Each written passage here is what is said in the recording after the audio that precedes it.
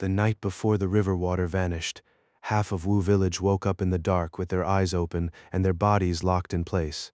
They could hear their families breathing beside them. They could hear dogs moving outside. But they could not sit up. They could not call for help. By sunrise, most of them tried to pretend it had only been a bad night. Then the Yangtze below the village stopped flowing. People said it happened in 1954, in a small village in Jiangsu near a bend of the Yangtze River. The villagers lived close to the river. Its sound was part of daily life. Mr. Wu noticed the silence while planting rice near the embankment. He stood still and listened. Birds were calling. Insects moved in the grass. A woman shouted for a child across the field. Only the river current was missing. Mr. Wu dropped the seedlings and climbed the embankment. Several villagers were already there. Below them, the water in front of Wu village had pulled away from the bank. It was not the whole Yangtze disappearing, but that stretch had emptied in a way no one there had ever seen. Black mud lay open under the morning light. Fish jumped in shallow pools. The frame of a sunken boat showed through the mud.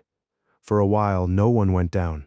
Then a young man laughed, climbed over the slope, and lifted a fish with both hands. That was enough. People ran home and came back with buckets, baskets, and nets. In those years, poor families did not walk away from food. Soon, the empty riverbed was full of people. Mr. Wu stayed on the bank, looking upstream. His son Jun came running with a wooden bucket.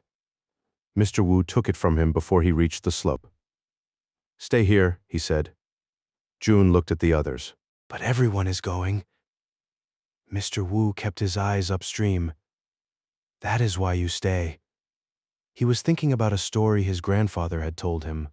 Long ago, the river had pulled back like this. People went down to collect what was left behind. The water returned before they reached the bank. Mr. Wu had never known if the story was true. But that morning, the mud below him looked too much like the story. Then he heard something from upstream, a low sound. Then it came again, deeper. Not thunder. The sky was clear. Mr. Wu turned toward the bend and saw a pale line moving through the empty channel. Some people below saw it too. They stood there, trying to understand why the far end of the mud was turning white. Then the line rose. The water came around the bend fast, carrying mud, branches, broken boards, and foam. It did not creep back, it pushed forward in one heavy rush. Mr. Wu grabbed Jun by the shoulder and pulled him away from the edge. Below them, baskets dropped into the mud. People ran for the bank. But the riverbed was not firm ground. Their feet sank. Some slipped. Others tried to pull children and relatives up the slope.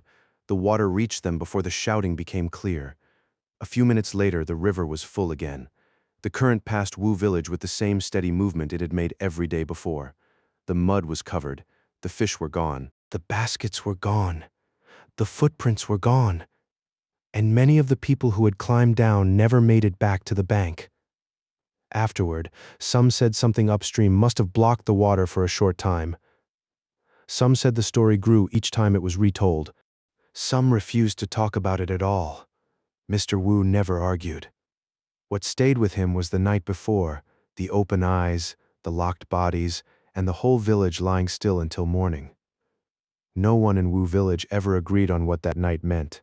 But after that day, whenever the river ran too quiet, people looked upstream before they looked down. Subscribe for more strange mystery stories, dark legends, and unexplained events that old villages still remember.